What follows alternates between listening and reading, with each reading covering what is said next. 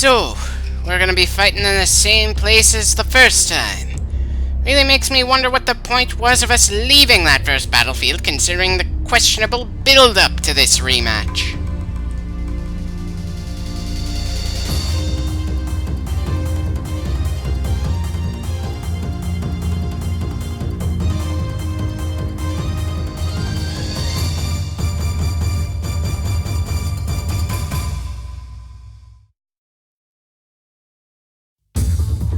Right, let's get the absurdly strong sword in our hands. Not sure how those hooks coming out of the blade make it more effective, but we'll just roll with that.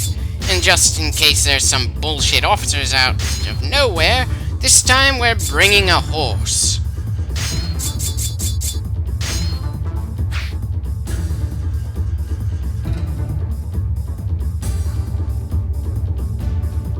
Yeah, that seems to be everything.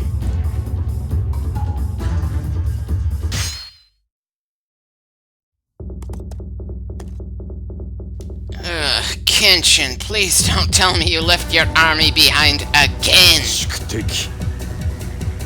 Kenshin, おことは強いな。べらぼうに強いな。Indeed. Must be pretty hard to come up with strategies against someone who can change the type of battle just by running in blindly. 同じだ。どしがたい男だな。来い。戦いにしか勝たれんのだろう。何度でも叩き潰してやる。 Kenshin hasn't been destroyed once in this campaign, despite your constant interruption, so that's a rather empty boast. I somehow doubt there's such a thing as a correct path here. Just pick a direction and charge as usual. 手強いようだな。八幡原、海津城、いずれを攻めるべきか。 We'll go for the castle this time, if only to change things up from the first time we fought with Kenshin. I'm sure the rest of our forces should be able to hold their own long enough for us to hit the enemy from behind, even if we take the occasional stop just to take out reserve captains in our path. But considering just how much of this campaign we have fought completely alone, and how there aren't any other characters in Kenshin's forces who look distinct in this game, it's hard to actually care if anyone on our side gets killed in this battle.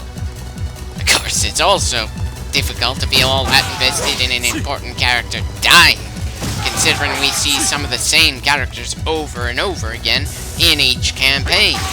I'm sorry, but the format of the game makes it tough to feel any form of catharsis from our accomplishments or sadness from our failures.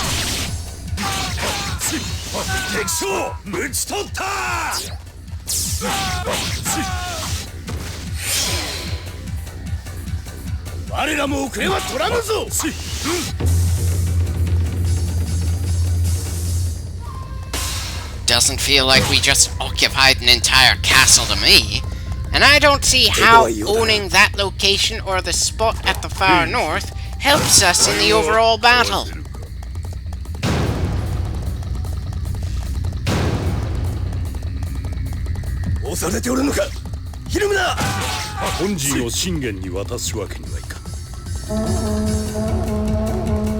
Ah, great. Shingen is branching out to use troops from the Tokugawa clan.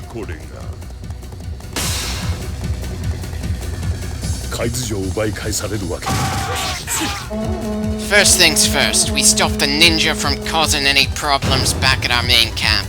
Then we slap around Yukimura once again.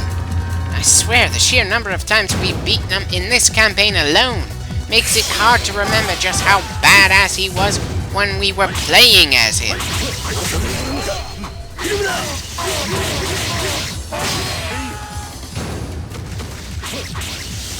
Yeah, as if I haven't already pretty much given up on the whole morale thing in this game already.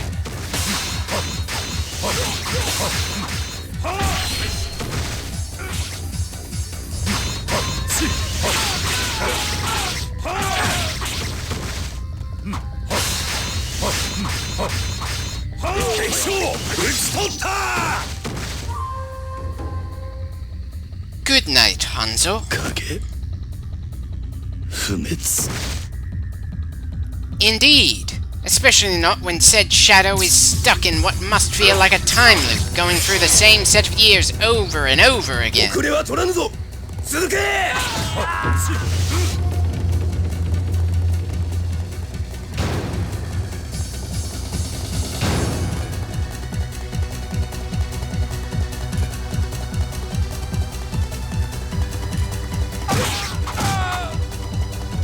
You know, for some reason I'm starting to wonder if we should have just gone through the center. If only because there really are not that many officers for us to deal with over here on the right. I know that technically, tactically speaking, that's part of the point, but just feels like it would be way too easy to just run all the way up to Shingen and finish this off in a hurry. さあ雪村少しは戦いをし戦を楽しむなど正しき道ではない Considering this state of warfare has lasted for about 100 years, it's understandable a number of people, even the good ones, would come to enjoy the chaos. Besides, what makes your idea of peace any more valid than the ideas of warriors from other clans? If anything, the sheer number of people in Samurai Warriors who say they fight for peace while fighting against one another is ridiculous. Can some of these guys, like Shingen and Ieyasu, try to get into detail what kind of peaceful future they want to lead Japan to? Because otherwise it feels like they just fight each other without even acknowledging they're after approximately the same goal.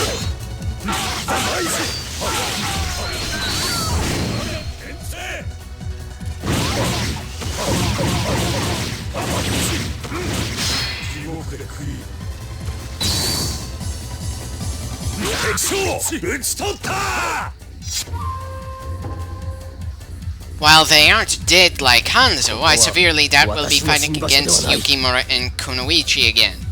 At least in this campaign. 遅れは取らぬぞ続け宿敵これでどうだ貴様の策すべて見切った That was less seeing through his trickery and just us brute forcing our way through it. And the fact that we're not getting any verbal response from Shingen gives me the feeling we're gonna be seeing some more enemies pop in out of nowhere before we're done here.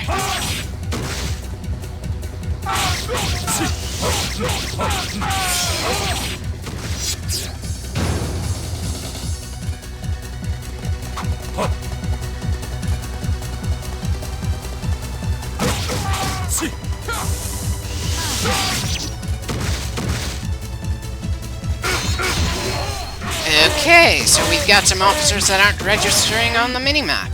That's mildly annoying, but nothing that could give us too much trouble.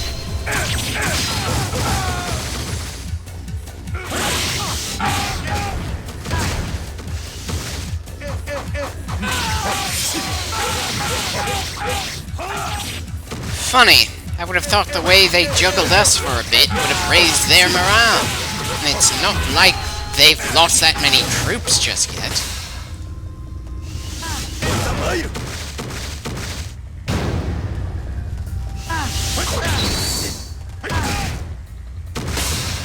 Oh, don't worry, you didn't fail. Mostly because I wasn't expecting much from you in the first place.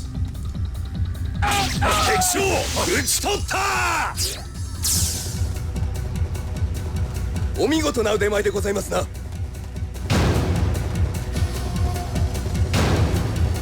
And of course, he got some more reinforcements. Still, none of them came right into his camp for some reason. We should be able to win so long as we take him down before his fresh troops take out our officers. そうでなくてはな全軍 Odd. Why is Kenshin pulling his army back? For the most part, he's been pretty aggressive for most of this campaign. Part of me is tempted to fall back just for the sheer sake of seeing where they're going with this. The other part knows that the mission will end regardless of the armies over there if we beat Shingen here and now. Please excuse me for being a bit indecisive at the moment, if I should fight true to the character we're playing as, or just go for the win as quickly as possible.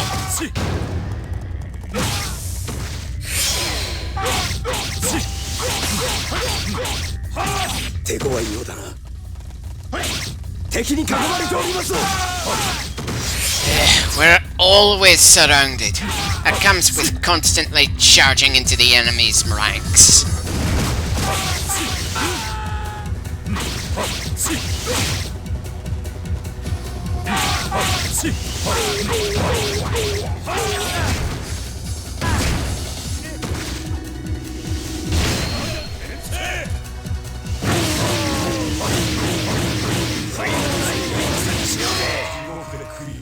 Oh, I doubt we'll have any regrets with beating our not well-built-up nemesis in this campaign. Just the wish that the campaign did a better job making us care about this rivalry. As it stands, the biggest thing it has going for it is that it was a historical fact. Not that the game knows how to really make us feel invested in it.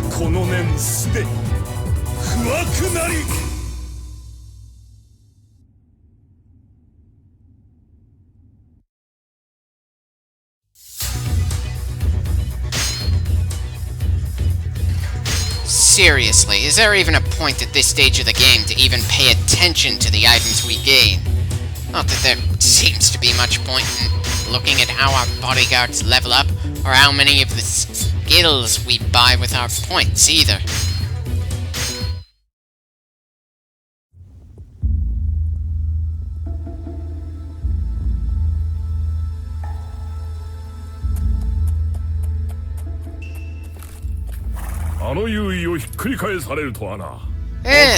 Shingen seems oddly happy considering how many of his men lay dead in this field.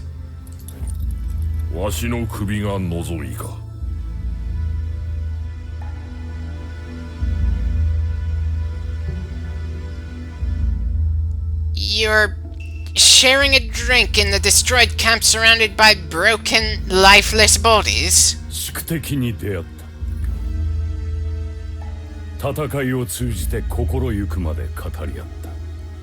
Not really. If anything, I learned more about Kenshin when he fought against Nobunaga than I did in the fights against Shingen.